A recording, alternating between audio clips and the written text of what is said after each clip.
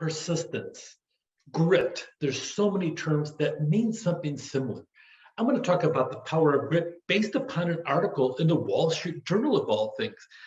Grit is a matter of paying attention to what's going on and sometimes doing the same thing differently. Here's a quote from Albert Einstein: insanity, doing the same thing over and over again and expecting different results. Duh. Yeah, it sounds really funny and everything else, except Albert Einstein, he passed away in 1955, and actually his estate in the year 2020 was still pulling in about $1.7 million. Not bad. Okay, he did something right by the time it was all done.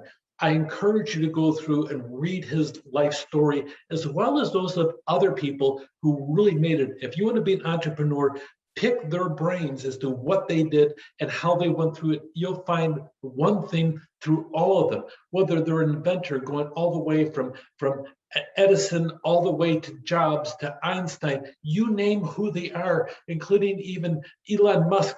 They all have one commonality. They were stubborn, they were gritty, they were persevering nonstop for what their goal and objective is. You go through. In the Wall Street Journal, an article really based upon an interview with Angela Duckworth, the University of Psychologist. She studied this concept called grit.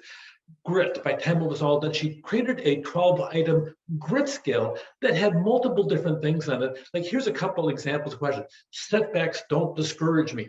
I often set a goal, but later choose to pursue a different one. Each respondent responded with one of 5 graded answers, very much like me or not like me at all. We call that really a Likert scale, where it has 5 points. Probably the best tool for research as you go through. She did an initial study, and by the time it was done, the results were good, but she wanted to have much more detail. So she went through, she did 9 different studies, 9 different groupings of over 11,000 cadets at West Point. West Point, it's almost the epitome in the military as to the discipline, the high level of detail as you go through, making certain you do everything totally precisely right by the time you're all done, from all the military aspects, but also the academic achievement as well. They're all skills to sit down there and produce soldiers that come out in the process of being superb officer material by the time they're all done. Here's a quote. Our original finding was that grit was an extraordinarily strong predictor of who would finish the initial period of training. Did you notice that grit is there? It doesn't say academic excellence. It doesn't say physical prowess. It talks about grit. Sometimes I've seen a 147-pound person sit down and outrun, outthrow, outchuck, whatever, it's all done in a matter of the javelin. I used to throw the javelin in high school. Sometimes somebody smaller had the flexibility and the nimbleness of a huge, giant muscle person in the process and doing exactly the same thing. It always isn't about big, bulky, or anything else. Sometimes it's how much do you want it. I was going through college. One of the fastest distance runners in the United States in the marathon was actually on our cross-country team. He was a whole 140 pounds. I was the trainer for the team on weightlifting.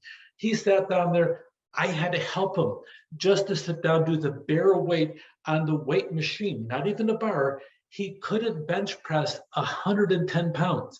He was skinny, like he had almost no muscles on him, except he had one thing. Number one, he had a low heart rate. His wife sat down and checked his heart rate at one time. It was 37 beats per minute. She was worried he was dead, okay, when he was sleeping. So he went out there and he just had the persistence. He didn't stop running. He placed in the United States, he placed number 7 in the marathon for running nonstop. Marathon is 26.2 miles.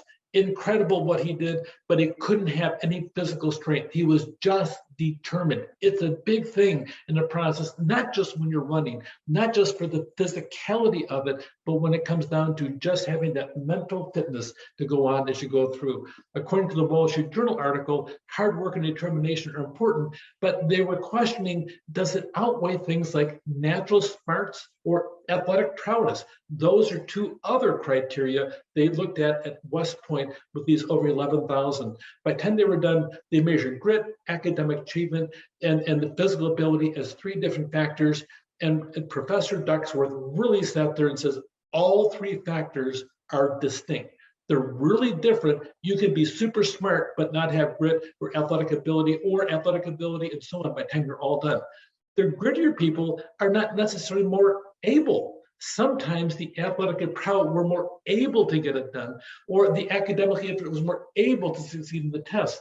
And cognitively, they didn't have more grit, nor were they more physically adept. In fact, the opposite was true. When one trait went up, the other one went down in the process. So between the three, you either had all three of them mingling, not necessarily all at a high level, but when one went up, you had the other two going down in the process.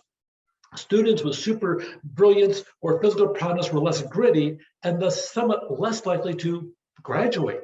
At the high end of brains and brawn, completion rates dropped off.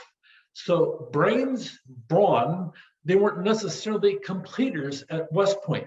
The most powerful forecast of the grades was really based upon standardized tests. They called it cognitive ability. In other words, it's the gritty folks who finish what they smart. It's the smart ones go to the top of their class whenever they sit down and finish. Grit beats brains in finishing task and maybe even in life. Take care.